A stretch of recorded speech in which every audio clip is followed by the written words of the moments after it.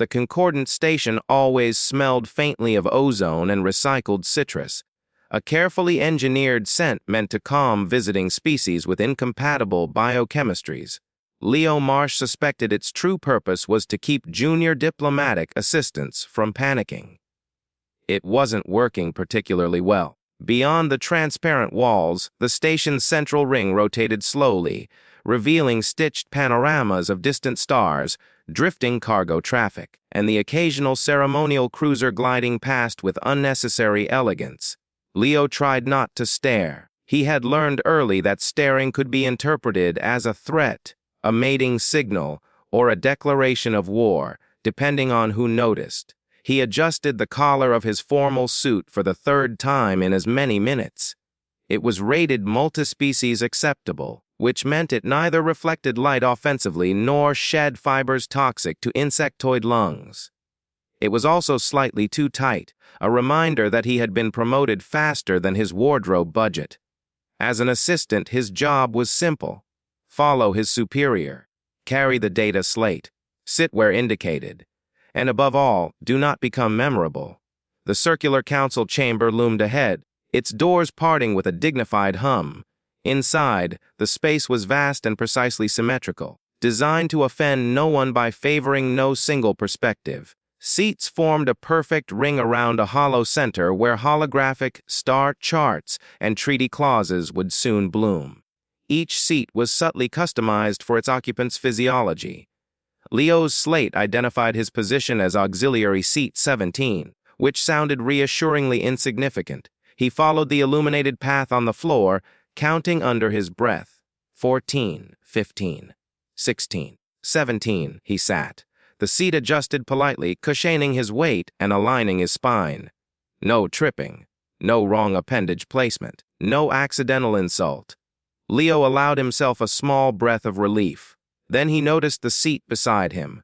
It was not a seat so much as a throne, taller, broader, carved from a pale luminous alloy etched with symbols that shifted when viewed directly.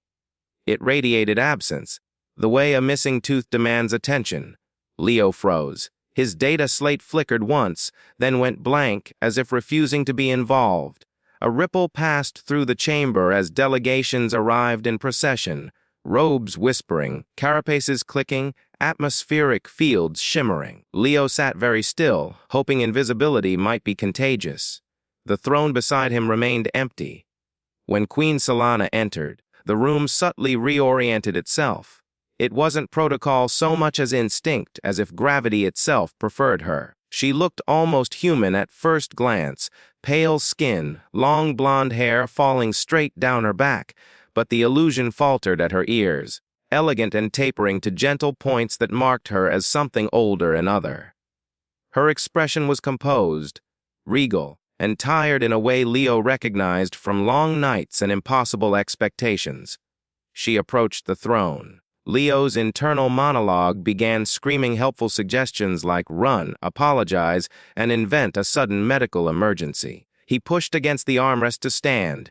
Her hand closed around his. Cool, firm, unmistakably real. She did not look at him. Her gaze remained forward, fixed on the watching council.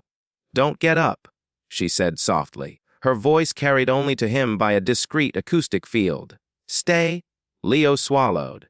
His mind raced through diplomatic manuals. None covered this. He nodded because nodding seemed less dangerous than screaming. Around them, the council settled. The throne remained unoccupied, its meaning heavy in the air. Leo finally understood. The consort's seat, empty by design, sacred in its emptiness. The negotiations began. Voices layered over one another translated into neutral tones. Threats wore smiles. Promises hid knives. Leo barely trusted himself to breathe. He sat beside the queen, acutely aware of the way her grip tightened whenever a rival faction pressed too hard. His arm began to tingle. He decided this was a reasonable price for galactic peace. At one point, his stomach betrayed him with a quiet growl. If you faint, Solana murmured, history will remember you very unkindly. I'll try to stay conscious, Leo whispered back. Outside, the stars drifted on indifferent. Time inside the chamber didn't pass so much as stretch.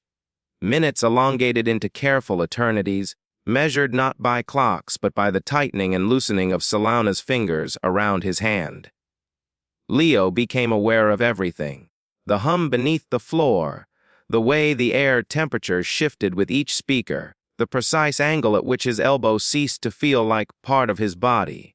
Delegate spoke of balance and strategy, of restraint, of concern. Leo nodded at intervals, hoping nodding was diplomatically versatile. The queen did not nod. She listened, unmoving, carved from stillness. When a speaker lingered too long on the phrase strategic imbalance, her fingers tightened. "You're doing well," she said quietly. "I am. You haven't screamed or attempted escape. Both are common reactions." A laugh escaped him before he could stop it, small and ill-timed. Several delegates glanced their way. Leo froze. Solana's thumb pressed lightly against his hand. Warning, reassurance. Hours passed. Leo learned the rhythm of her reactions, the subtle cues that signaled when words struck too close to grief. He began to understand why his presence mattered.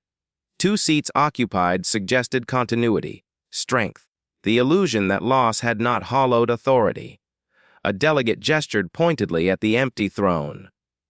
The chamber seemed to hold its breath. Solana's hand trembled once.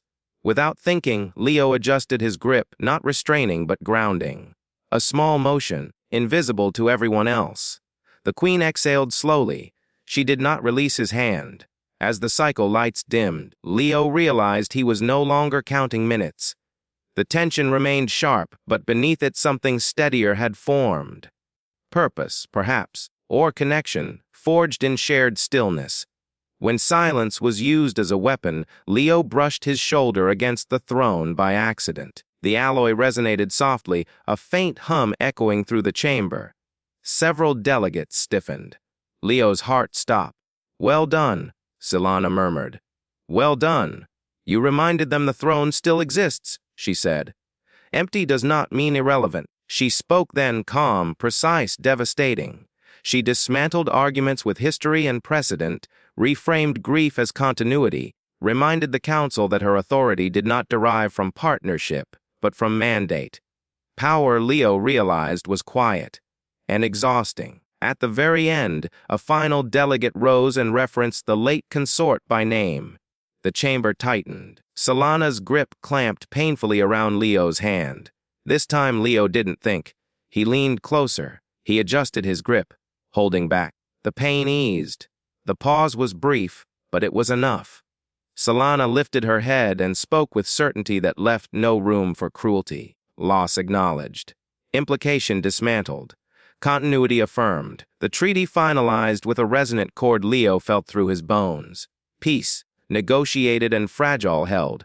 When the chamber emptied, the silence was different now, calm, reflective. Solana remained seated for a moment longer, fatigue finally visible. "Thank you," she said. The words landed harder than any threat. "Any time," Leo replied, "preferably under less historic circumstances." She laughed softly, openly. Later, as they stood together watching the stars drift past, Leo realized something unsettling and wonderful. He had come to concordance to be invisible. He was leaving having been seen, and the empty throne no longer radiated absence. It simply existed, acknowledged. So did he.